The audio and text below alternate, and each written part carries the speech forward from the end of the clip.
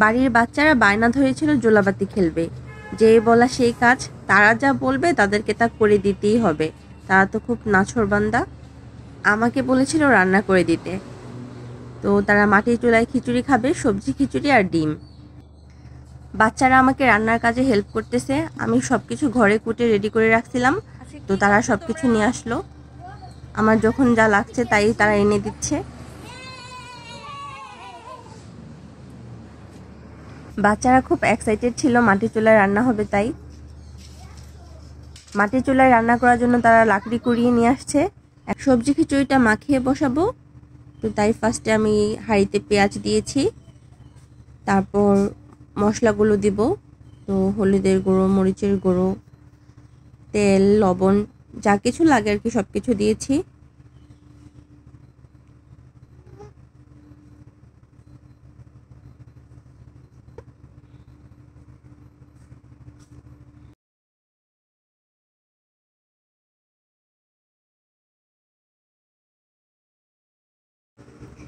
এখন ডাল দিব। তো এখানে 2 আইটেমের ডাল দিয়েছি, মশারি ডাল আর মুগ ডাল। তারপর চাল দিয়ে দিলাম। আমি এগুলো আগেই ধুয়ে ঘর থেকে রেডি করে বাইরে নিয়ে আসছি। তারপর এখানে দিব সবজি। তো ভিডিওটা ছিল শীতের দিনে, তাই সব সবজি ছিল, সিম, ফুলকপি, আলু, মিষ্টি কুমড়া, টমেটো, মানে যা ছিল সবই প্রায় দেওয়া হয়েছে। এখন আমি সবগুলো ইনগ্রিডিয়েন্টস খুব ভালোভাবে মিশাবো। আমার ছেলে ভিডিও করে দিচ্ছে আমাকে। তারপর মাখানোর পর পানি দিলাম, তারপর পানি দিয়ে চুলাতে বসাবো।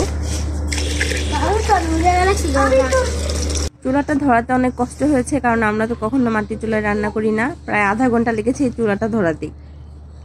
অনেক কষ্টে চুলাটা ধরালাম, তারপর রান্না করছি। আর বাচ্চারা তো আমার পাশেই ছিল, ওরা তো উঠতেছেই না, ওরা সারাক্ষণই দেখতেছে। আর আমার যা যা লাগে সব কিছু এনে দিচ্ছে, আমার সাথে কাজে হেল্প করতেছে।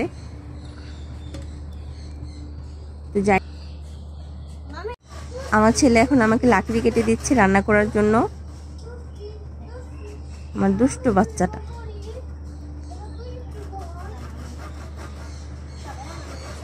আরও আমাকে অনেক হেল্প করেছে ওই দিন রান্না করার জন্য।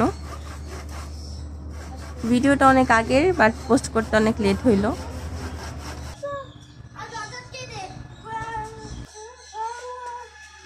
রান্না হচ্ছে আমাদের খিচুড়ি। এই তো বলক উঠে গেছে।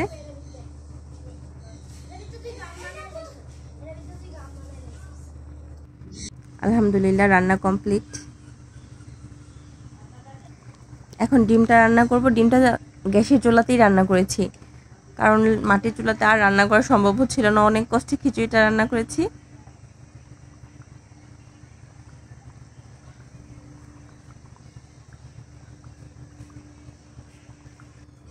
এই তো আমার রান্না রেডি, খিচুড়ি আর ডিম। আলহামদুলিল্লাহ খুব মজা হয়েছিল। বাড়ির সবাই খেয়ে প্রশংসা করছে।